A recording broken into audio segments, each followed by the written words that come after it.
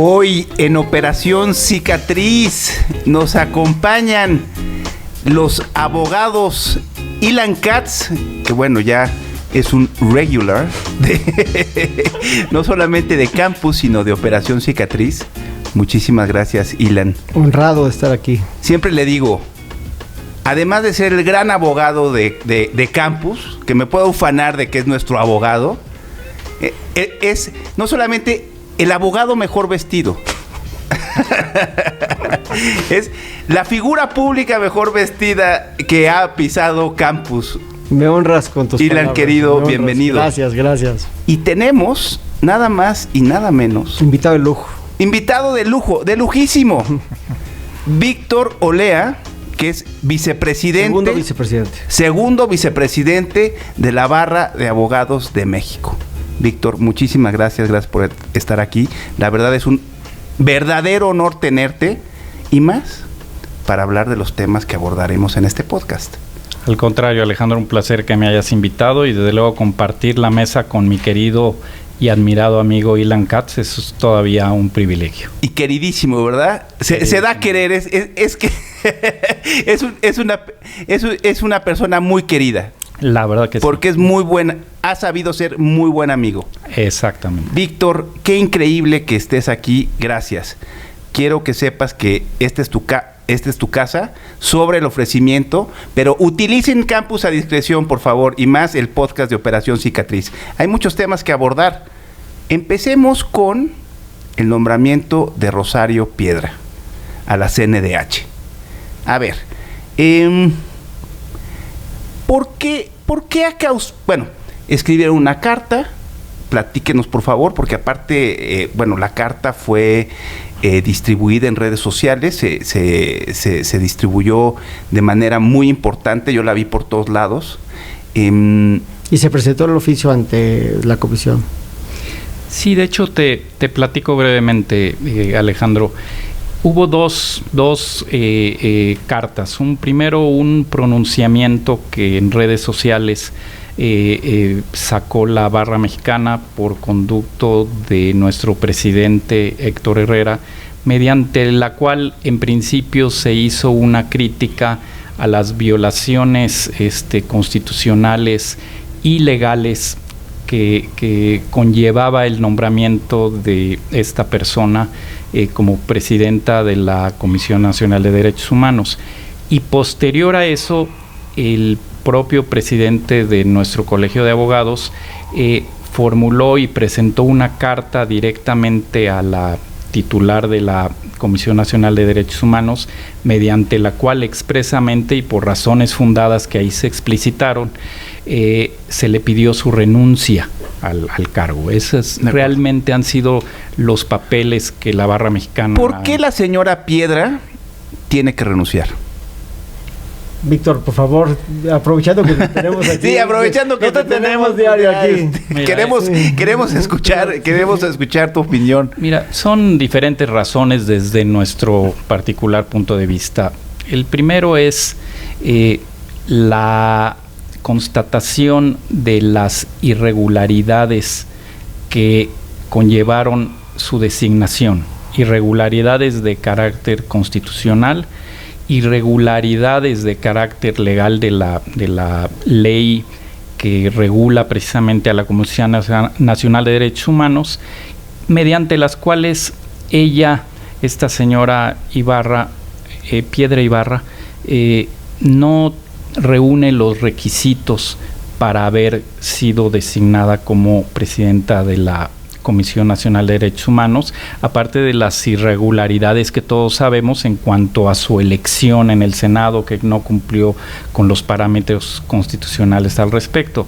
Yo creo que lo que más hay que destacar es la falta de independencia de la Comisión Nacional de la presidenta de la Comisión Nacional de Derechos Humanos, porque yo me imagino a don Jorge Carpizo, que fue el primer titular de la misma, revolcándose en su tumba ante la increíble y muy criticable falta de independencia de esta persona, ya que es clara y probadamente una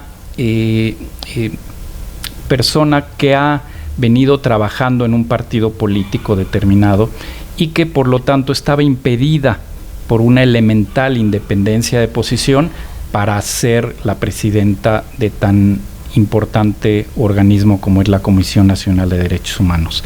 Es algo que a la barra mexicana, con la obligación que tenemos de hacer prevalecer el Estado de Derecho, nos preocupa mucho, no tanto en su persona y no tanto por razones políticas, porque nuestra asociación profesional es totalmente apolítica y no tenemos ninguna cuestión personal contra esta señora. Sin embargo, sí nos preocupa la falta de independencia que va a llevar a cabo al ser titular de un organismo tan importante como este, ¿no? Totalmente de acuerdo. Ya antes de regresar a los temas técnicos, creo que es muy importante partir de la siguiente base. Por naturaleza, el presidente de la Comisión Nacional de Derechos Humanos tiene que ser una figura incómoda para el Ejecutivo. Es un contrapeso, es un órgano regulador. Y que sea hoy la presidenta de la Comisión Nacional de Derechos Humanos súper chompira del presidente, no permite que sea una figura incómoda. O sea, genera una suspicacia en el nombramiento. No estamos hablando en lo personal de ella como ser humano, de sus características, o sea, tiene una trayectoria importante. No estamos hablando de ella en lo particular, nada más que si la ley marca que no puedes tener un cargo de dirección en un partido político un año antes, pues si ella claramente lo tenía, pues hay ahí de entrada un vicio en su nombramiento, no en su elección, también en su elección, pero en la terna, en su que ella esté nombrada dentro de la terna. No, claro, vaya, queremos enfatizar que no es una cuestión personal. Inclusive la carta lo dice, si me permites, ¿por qué no lo lees, mi queridísimo Víctor? Dice, su lucha es legítima, no permita que un nombramiento inconstitucional e ilegal manche su trayectoria. Y así se despide Héctor Herrera, nuestro presidente, en la carta. Lo que le dice es, no permitas tú, presidenta Rosario Piedra Ibarra, tú no lo permitas que este nombramiento viciado manche tu trayectoria, porque también mi forma de verlo... Pero sí, hay muchos vicios, ¿no? Sí. O sea, no nada más es eso, la cuestión de que no hay la independencia necesaria para que funja como un contrapeso, como un órgano revisor del Ejecutivo, ¿no? Víctor lo dice con muchísima claridad y acierta en su comentario, de que pues tiene que ser incómodo para el Ejecutivo, no puede ser su amiga. Pero ahora sí que independientemente de esto, hubo muchos vicios. Mintió, porque ocultó que ocupaba un cargo de dirigencia en el partido en el que milita. Y ojo, Alejandro, esa mentira es punible, es un delito. Sí, claro. No, es punible, por supuesto, porque está declarando bajo palabra está falseando. Está falseando. Y es en una audiencia en el Senado para poder aspirar a un cargo. O sea, yo me imagino, por ejemplo, que ahorita hemos estado viendo con el fin de legitimizarse por un cargo que es ilegítima. Claro, ¿no? Entonces, ¿no? Las audiencias senatoriales en Estados Unidos, que es lo más relevante es que you're on the road. O sea, no hay manera de que puedas decir mentiras ahí, ¿no? Porque es un delito mucho más grave por el que está, ¿no? Del que por lo que estás participando en una de estas audiencias. Es muy interesante lo que estás diciendo. Ayer estaba, perdón. Sí, no. Es que quiero que hablemos de esto porque se me hace interesante hacer el contraste entre los dos países. Sí. Vaya, aquí parece peccata minuta una cuestión menor de que la señora Piedra mintió en una de estas audiencias para aspirar a un cargo como el de la Comisión Nacional de Derechos Humanos, para dirigir la comisión, y mintió flagrantemente. Estoy leyendo un libro, de hecho ayer precisamente leí esto, estoy leyendo un libro que escribió Preet Bharara, que fue el fiscal federal que le tocaba la parte de Manhattan, el Southern District of New York, y escribe un libro que se llama Doing Justice acerca de su experiencia como fiscal, y habla acerca de unos casos en particular de corrupción que él investigó y litigó por parte del Estado en contra de políticos corruptos de Nueva York. Y lo que decía es, estos delitos son diferentes. Porque una cosa es que un ser humano cometa un delito nada más. Y otra cosa es que lo hagan estos individuos, porque por su investidura cometen dos delitos. ¿Sí? Uno es la conducta delictiva que están, en la que están incurriendo, pero otro es la falta a su promesa. Tienes una promesa, cuando tomas un cargo, tú prometes una serie de cosas, y esa promesa es el compromiso que tú tienes con el Estado de hacer tu chamba bien. Es la promesa por la cual te entregamos esta confianza. Entonces son dos momentos. Si partimos de la base de que en el asunto de la presidenta de la Comisión Nacional de Derechos Humanos lo podemos dividir en dos momentos. Uno es que está viciada su elección per se, es lo que está viciado su nombramiento como aspirante per se. Es decir, los votos no estaban ahí, después dijeron que sí porque así les convenía. Primero iban a volver a votar, después no votaron, después se quedó así y se quedó porque no podían volver a tener la terna. Pero antes, cuando se sumó a la terna, ya había faltado la verdad. Y eso es muy delicado, porque lo lógico en un país de veras, donde el Estado de Derecho impera, pues lo lógico es que todo el mundo hubiera visto los hechos y digan, caray, pues sí, yo creo que hay que hacer esto. Escándalo. Hay que hacer esto bien, sí, hay que hacer esto bien. Pero en ese afán, y no estoy haciendo una crítica con ningún tinte político, estoy simplemente haciendo un señalamiento de los hechos. En ese afán de secuestrar la institución, porque en este momento es lo que hicieron, pues ya haya sido como haya sido, llegaron, lo agarraron y pues por el momento es de ella. Pero esto va a generar una serie de problemas en el futuro, porque ¿cómo puedes tener cómo puedes atender de forma seria estas recomendaciones de la Comisión Nacional de Derechos Humanos cuando la persona que la dirige es espuria, tiene un cargo o un puesto espurio? Pues hay un problema de inicio. De acuerdo, pero y qué bueno que abordas de esta manera el tema, porque sí es de llamar la atención. Por ejemplo, lo que más rescató la prensa a lo largo de este proceso del nombramiento fue que pues si Monreal metió 2 votos, que si de repente pues salió una votación con un mayor número de los senadores que estaban ahí, que bueno, que si la señora Piedra ocupaba un cargo de dirección en el Consejo de dirección Morena, en el Consejo de Morena, pero nadie ha abordado el tema desde esta perspectiva de ella dijo una mentira. No, sí lo difiero. Yo creo que sí, pero vaya, no ha sido eso. Vaya, lo que generó el escándalo alrededor del nombramiento, ¿no? Pero ahí, Alejandro, yo creo que debemos de ver más sí. Lo importante de toda esta problemática, porque creo que en México a nadie nos cabe la más mínima duda de que la Comisión Nacional de Derechos Humanos ha sido una institución importantísima para nuestro país. Creo que a nadie... Libre de escándalos, aparte. Libre de escándalos y verdaderamente útil en el devenir de nuestro país. Aquí el punto delicado es de que, como bien lo sostenía Ilan, en cuanto a la independencia de posición que debe tener su titular, más allá que sea amigo o no amigo del presidente de la República en turno, es que la Comisión Nacional de Derechos Humanos debemos de partir de la base de que ¿quién es el principal violador de los derechos humanos en México?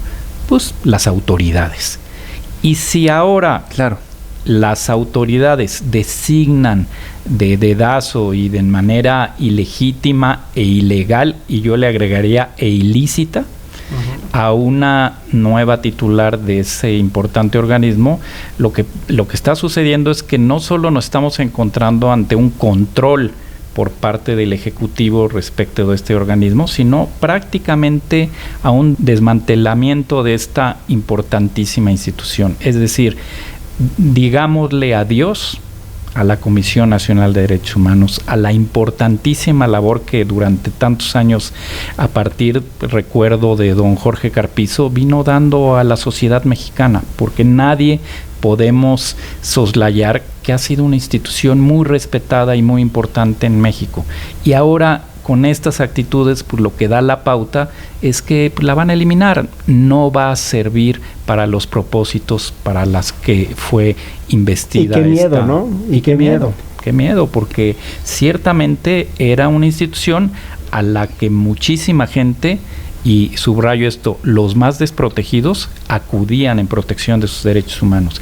Y créeme, Alejandro, que servía, había venido sirviendo, y ahora pues no lo va a hacer, ¿no? Nadie, insisto, duda de que esta señora pues tenga buenas intenciones, no lo dudamos, no es nada personal, pero no reúne los requisitos que la propia ley de la comisión ha sustentado. Tú lo decías, oye, no hay que limitarnos a la elección o no, que si en el Senado, sino simple y sencillamente, pues, por algo se puso en la ley la limitación a que no tuviera un cargo en la dirección de ningún partido político. Esto no es gratuito, tiene un fondo, lo que ¿por qué? Los abogados le llamamos una teleología de saber en por qué se ponen esas limitantes, ¿no? Inclusive hay otras, como el hecho de que preferentemente debe ser un abogado, una abogada en este caso. ¿Por qué? Porque los temas de derechos humanos también son muy técnicos y requieren un expertise en la materia, y pues esta persona no los tiene, no los tiene definitivamente. Y la otra limitación de contar con experiencia, bueno, a nosotros nos las han pintado como una activista en derechos humanos, etcétera, que según tengo entendido, la activista pues era su mamá, no ella. Pero y su hermano. Y su hermano. Pero suponiendo, sin conceder que fuera ella la activista, eso no la hace abogada. No, ni la hace tener la experiencia que la ley determina para esos efectos, ¿no? Claro. Y bueno, cometí un faux pas. El hermano no era activista, era miembro activo de la Liga 23 de septiembre. Es más, se ha relacionado su nombre con el secuestro y asesinato de don Eugenio Garza Sada. Y digo, si quieren podemos hablar más tarde sobre este tema, pero a mí me gustaría hablar y a ver si Víctor y tú, Ilan, podrían desarrollar un poquito más este tema, porque creo que Víctor dijo dos cosas fundamentales. Uno es, esto es parte del desmantelamiento de las instituciones, es decir, del proceso de erosión institucional que se ha venido dando desde julio del año pasado, ¿no? Estamos a punto de cumplir un año de gobierno bueno, está a punto de cumplir un año la gestión del presidente Andrés Manuel López Obrador. Yo tengo la impresión de que no sabemos a ciencia cierta hacia dónde vamos, de qué se trata su proyecto de país. Es decir, aunque aparece todos los días en las conferencias matutinas, no ha podido comunicar hacia dónde vamos y de qué se trata esta transformación de la que él habla de manera reiterada. Pero al contrario, sí sabemos que involucra un proceso de desmantelamiento de las instituciones, ¿no? No solamente de la política social, no solamente la transformación que está sufriendo el Estado, el Estado y el Ejército, sino que vemos este esfuerzo por desmantelar, erosionar los órganos autónomos. No solamente la Comisión, sino el INE, ¿no? Ya está en puerta esta nueva reforma. Y bueno, también vemos que en el proyecto de egresos del 2020 pues viene muy lastimado, por ejemplo, el INE, ¿no? Y bueno, por ejemplo, los partidos pues seguirán recibiendo su lana, pero la pregunta es ¿por qué esta baja al presupuesto del INE, ¿no? Entonces vemos que sí hay una intención de erosionar, desmantelar, dinamitar los entes autónomos que fungen como contrapeso o que son incómodos, como menciona Víctor, al poder absoluto del Ejecutivo. Sí, Alejandro, es muy buen punto el que enfatizas, porque a mí me parece de la mayor preocupación y gravedad el hecho de que se tienda, como aparentemente va a suceder, de limitar y erosionar también al INE como un organismo importantísimo en el Estado mexicano. Es gravísimo.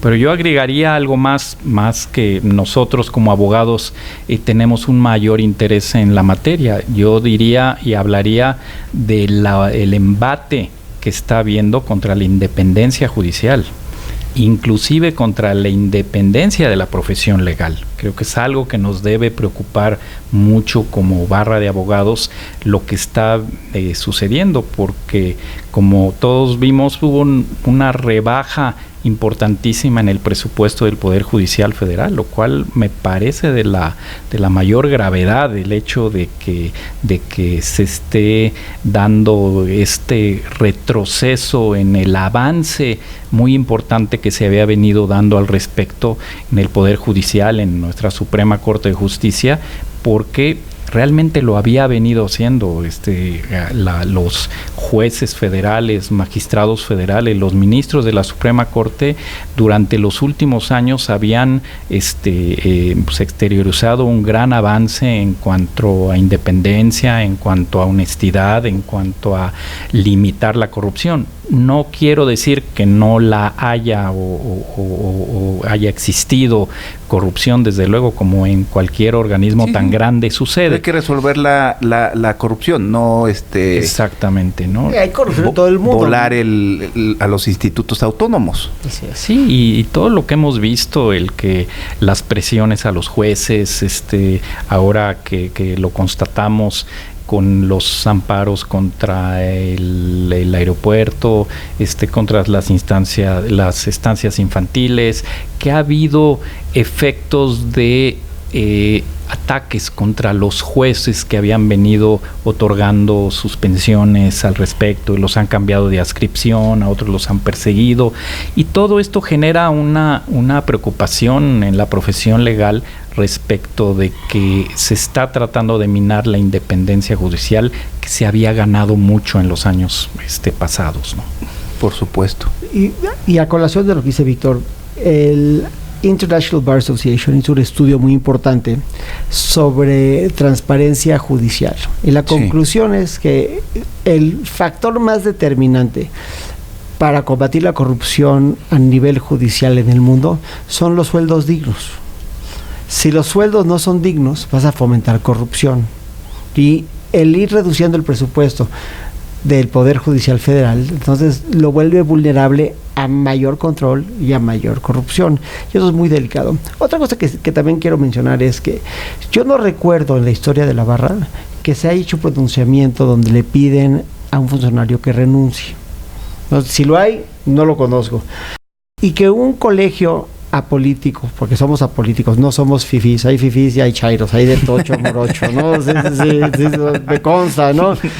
Pero que un la abogacía no discrimina. No discrimina. Y hay muchos más abogados chairos que fifís. Yo creo que sí. Sin duda. Sin duda, totalmente.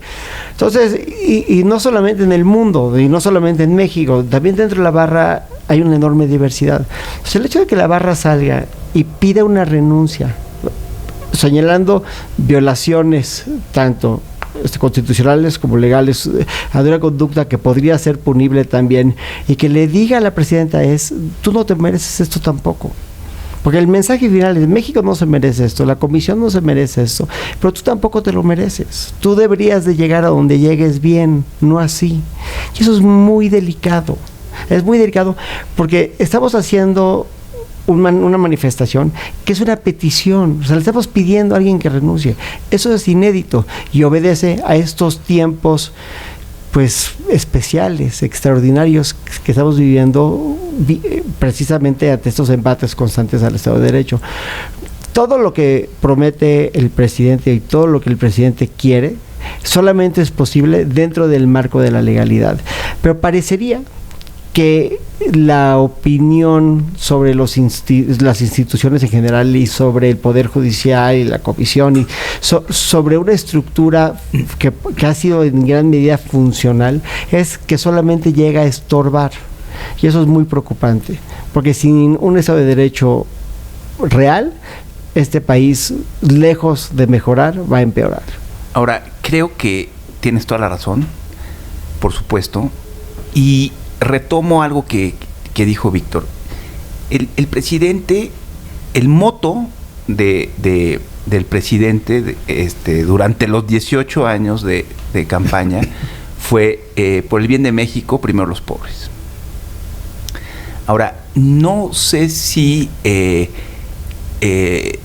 los morenistas y los que participan en el López Obradorismo lo entienden a cabalidad, pero si afectas el Estado de Derecho, pues un Estado de Derecho endeble como el que existe en México, a los primeros que afecta es a los pobres, ¿no? Si tienes una Comisión Nacional de Derechos Humanos vulnerada, los primeros afectados son los pobres. Si tienes una Suprema Corte de Justicia que no es imparcial, los primeros afectados son los pobres. Y también mencionaste varias políticas públicas, ¿no?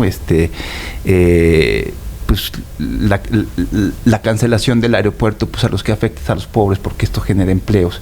Las estancias infantiles, a los primeros que afecta es a los pobres, porque las mujeres no pueden ingresar al mercado laboral.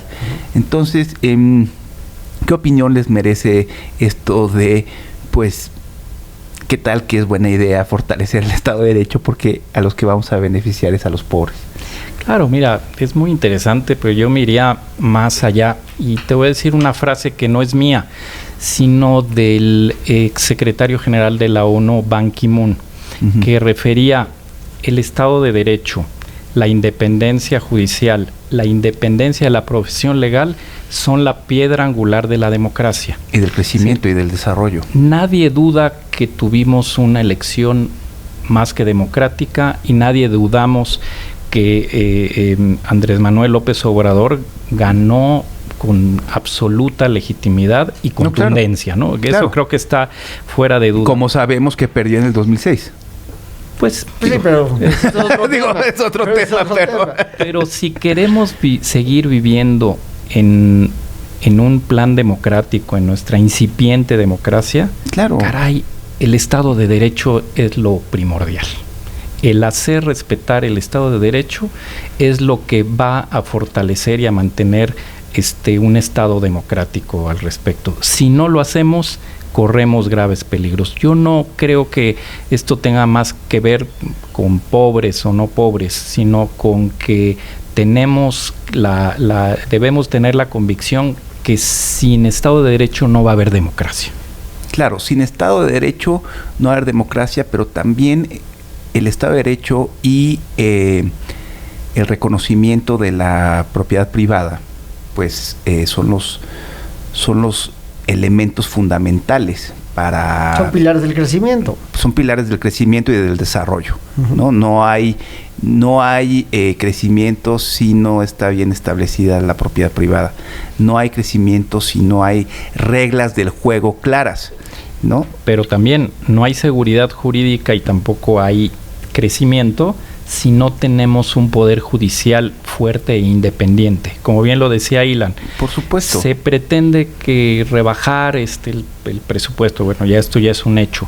Se pretende rebajar los sueldos de los funcionarios judiciales y se pretende minar la independencia del poder judicial.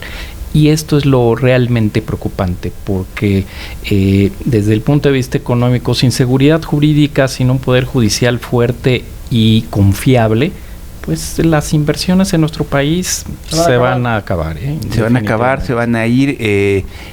Digo, no hablemos en futuro, se están yendo, vaya, hasta Guyana se está beneficiando de lo que está pasando en México, con relación a la inversión extranjera directa, ¿no?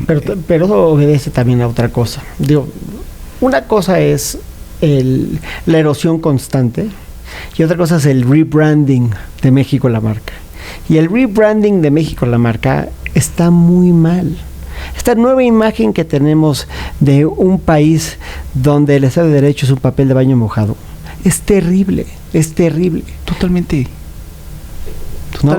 Sí. O sea, que veamos hoy a gente que está hiperinvertida en México, hiperinvertida, que esté despidiendo masivamente a gente en todos los niveles de su fuerza de trabajo, es realmente terrible, ¿no? Y eso tiene mucho que ver con el humor que hay sobre el país en el que vivimos. Y ese humor se puede cambiar respetando el Estado de Derecho y las instituciones. Hay que fortalecerlas, no desmantelarlas. Y yo siempre hago esta analogía cuando hablo de lo que estamos viviendo. Roma se construyó a lo largo de los siglos, pero se deshizo en 5 minutos. ¿no? Y durante 1000 años, pues el drenaje que dejaron los romanos no servía, ¿no? Y miles de cosas no servían. Destruir es muy rápido, construir es muy difícil. Ahora, como decía Obama, el progreso es un zigzag, vivimos en un mundo globalizado, y el trabajo hoy de los abogados en este país es exigir y defender a toda costa el Estado de Derecho. Y también en ese mismo sentido que refiere Ilan, es importante, viene una muy importante decisión que es por el Senado, que es elegir dentro de la terna de 3 mujeres que mandó el Ejecutivo a la próxima ministra de la Suprema Corte de Justicia de la Nación.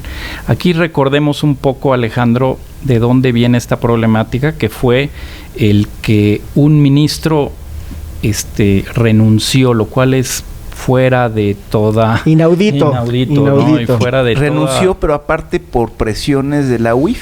No lo sabemos, parece que así fue. No quiero personalizar al ministro y las investigaciones que en su caso hayan habido y las razones por las cuales él haya renunciado. Pero el hecho es que es inaudito que renuncie un ministro en función. Pero ahora viene una ministra y yo celebro, de veras celebro, que en la terna vengan 3 mujeres y me parece que las 3 mujeres son muy respetables. De acuerdo. Sin embargo, volvemos... Esta es la primera terna que se presenta como que dices, bueno, es en serio. Pues ojalá, creo que las 3 son no es de chocolate como las anteriores. Son muy respetables, pero ojo, tenemos que, más bien los senadores tendrán que revisar muy bien lo que yo te he venido subrayando, el tema de la independencia. No queremos una ministra que tenga compromisos con el Ejecutivo. Necesitamos alguien independiente. No digo nombres porque no quiero personalizar. Es que dos de las dos son subordinadas del presidente. Sí, pero eso es, o sea, eso es común en Estados Unidos también, o sea, eso no está mal. Pero son funcionarias del gobierno. Pero te voy a dar un ejemplo. Una de las grandes ministras de Estados Unidos, Elena Kagan, era Solicitor General, tenía un puesto de procuradora, pero era la abogada del gobierno de Obama y él la nombró. O sea, nombrar a personas que respetas y los son afines no necesariamente es un conflicto de interés. De acuerdo, ¿no? De acuerdo. Sí. Y tenemos el ejemplo, te podría decir, en México se criticó mucho el nombramiento del ministro Gutiérrez Ortiz Mena. Y la verdad, yo debo de reconocerlo, ha sido un gran ministro. De acuerdo. Mínimo no ha sido malo. Que ha sido un excelente ministro. La verdad, ¿no? Sí. El tema no es ese, sino que se debe vigilar que la nueva ministra de la Corte, y celebro, insisto, que sea una mujer, realmente tenga un carácter de independencia ante el Poder Ejecutivo, porque si no, esto va a seguir minando a la Suprema Corte, ¿no? Claro, estoy de acuerdo. Ahora, retomando el tema del Estado de Derecho, la propiedad privada, la cuestión de generar un sistema eficiente de incentivos, ¿no? de incentivos y de castigos que sea transparente. Pues ya habíamos hablado y se abordó aquí el tema de que es fundamental los derechos de propiedad, ¿no? Ahora, en lo que va de este año, pues se ha legislado no digo que a favor, pero se ha pasado ciertas legislaciones que han mermado precisamente, por ejemplo, la fortaleza de la... Bueno, regresando a ese tema, no es por interrumpirte, pero... No, sí, pero, interrúmpeme. Sí. Mira, por favor, siento que no me quiere. Pero por eso se vuelve muy interesante, porque, por ejemplo, el amparo que se presentó en contra de la ley de extinción de dominio, se presentó la Comisión Nacional de Derechos Humanos. Si tienes una presidenta en la comisión que va a hacer lo que quiere el presidente, pues es muy fácil que se desistan del amparo y se acabó. Entonces la ley, o sea, no va a tener que llegar a un fallo en la Corte. Ella va a poder retirar la demanda de amparo en cualquier momento. Pero no se demanda amparo, perdón, es la acción de inconstitucionalidad. Pero sin duda nos pone en una situación muy difícil, porque una de las funciones más importantes de la comisión es presentar estas acciones de inconstitucionalidad, ¿no? Entonces es un tema súper delicado. Y si hacemos un análisis de esta forma, yo lo que creo que pasó con la ley de extinción de dominio, que a todas luces es inconstitucional, porque nos remite a una violación clara a los conceptos de no retroactividad de la ley, en su sexo transitorio, a lo que nos lleva es a una conclusión, que es que el gobierno quiere un atajo para quitarle sus bienes a las personas que son corruptas, porque la ley de extinción de dominio no es para cualquier delito, es para una serie de delitos en especial, ¿no? De acuerdo. ¿no? Entonces veríamos que hay una forma, o están buscando una forma de acelerar sus procesos. Y eso sí lo entiendo bien, aunque no comparto, entiendo el porqué. El problema es las consecuencias que van a dejar o el legado que van a dejar estas reformas, porque yo creo que la lección más importante que yo he aprendido en el litigio es que ¿cuál es el legado que va a dejar esta reforma? Lo de extinción de dominio, delitos fiscales, toda esta cornucopia de reformas. Quien herede el poder va a tener que tomar una decisión de qué tipo de gobierno va a hacer.